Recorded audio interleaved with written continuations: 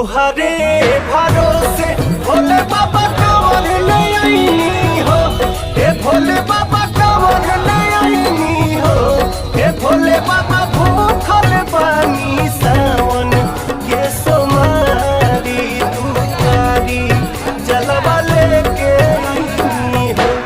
हे भोले बाबा भूखल बानी सावन के सोमारी दुआरी जलवा लेके आईनी हो।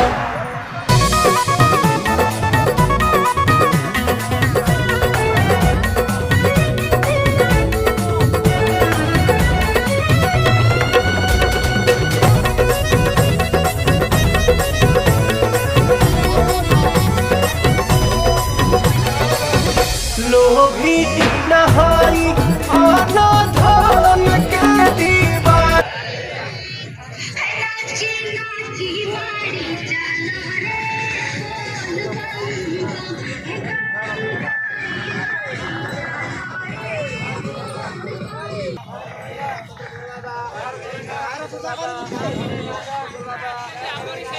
Baba.